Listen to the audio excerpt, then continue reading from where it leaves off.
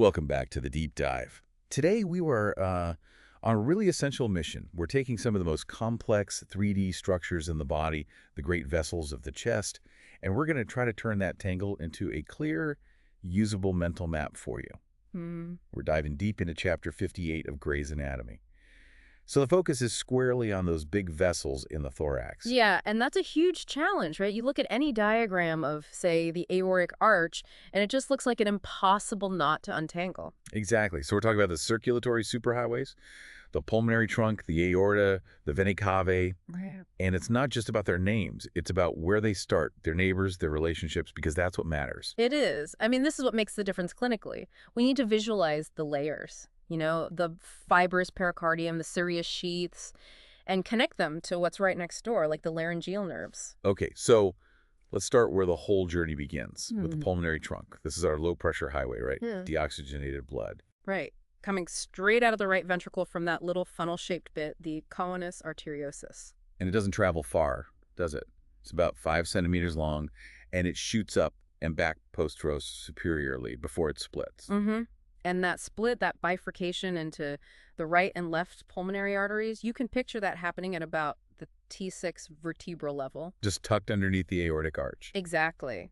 And the key relationship here is that it's not alone. It's actually sharing a sleeping bag, let's say, with the ascending aorta. A common sheath. A common sheath of visceral serous pericardium. So they are very, very close neighbors.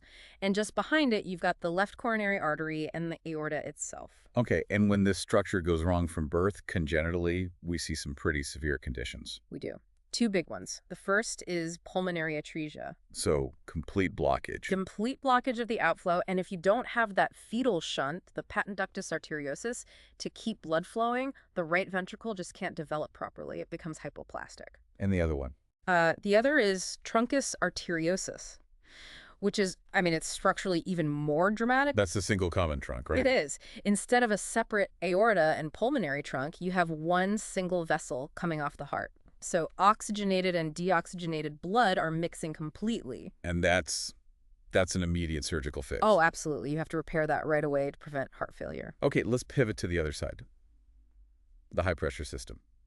The aorta, we start with the ascending part. Yep. Takes off from the left ventricle, goes up, curves a little to the right, and then it becomes the aortic arch, right around the manubriosternal joint. The aortic arch really is the star of the show here, anatomically. It's got this incredibly complex curve. It really does. It starts to the right of the midline, then it swoops over the front of the trachea, crosses all the way to the left, and then takes a sharp turn down. And becomes the descending aorta behind the T4 vertebra. But what's so complex is everything that has to cross over or under it. You've got the left phrenic nerve, the vagus nerve. Right, all these nerves are draped over it. But the one detail you just have to burn into your brain is the path of the left recurrent laryngeal nerve. It takes that insane detour. It's an incredible detour. It literally hooks underneath the aortic arch right near the ligamentum arteriosum. Which is the remnant of the fetal ductus arteriosus. Exactly. And then it travels all the way back up to the larynx. So you can see why any problem with the arch and aneurysm, a dissection, can so easily cause hoarseness. A massive clinical red flag. A huge one. Okay, and just under the arch, in that little space above the pulmonary trunk, the aortopulmonary window. Precisely. That's a critical space. Right. Clinically, it's packed with lymph nodes, so it's a huge focus for, say, oncologic staging in the chest. Let's talk about the branches that come off the top of the arch. They supply everything, head, neck, upper limbs. Right, and you have to know them in order, from right to left. So first, the big one, the brachiocephalic trunk, then the left common carotid artery. And finally, the left subclavian artery. Now, you hear a lot about a bovine arch. What is that exactly? It's the most common variation. It's where the left common carotid doesn't come directly off the aorta. Instead, it shares a trunk, a common origin, with the brachiocephalic. So it's a variation, not a disease. Exactly. But you need to know it's there before you go into surgery. And on an X-ray, the arch itself creates that big rounded shadow on the left, the aortic knuckle. Yep. And there's a smaller shadow, too, the aortic nipple. Right. Such a strange name. It is, but it's just the shadow of the left superior intercostal vein crossing over the arch. It's a venous shadow on an artery. Okay, let's get into pathology. What happens when the arch itself is formed incorrectly? Well, you can get a right-sided aortic arch, which can be associated with other birth defects, or even more concerning, you can get a double aortic arch. The vascular ring. Exactly. A complete ring of vessel that can literally entrap the trachea or the esophagus that can cause serious breathing or swallowing problems. Then there's coarctation of the aorta, a narrowing. A narrowing.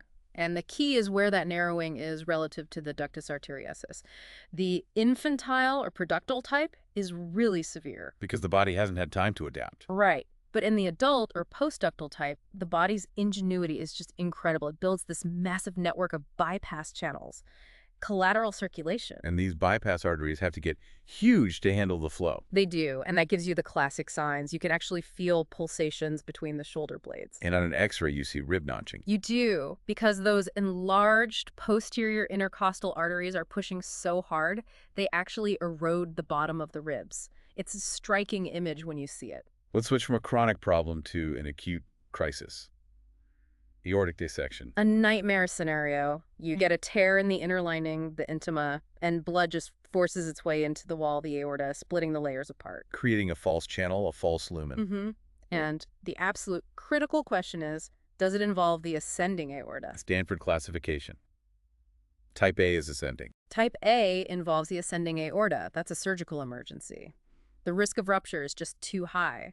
Type B is distal to the great vessels, and that's often managed medically, at least at first. But the symptom is always that sudden tearing chest pain. The classic tearing pain, either in the chest or between the shoulder blades. Right. Following that highway south, we get to the descending thoracic aorta. Right. It starts at T4, runs down the left side of the spine, and slowly moves to the midline before it passes through the diaphragm at T12. And its main neighbor is the esophagus. The esophagus and the thoracic duct, which is the body's main lymphatic channel. It's right there with the aorta.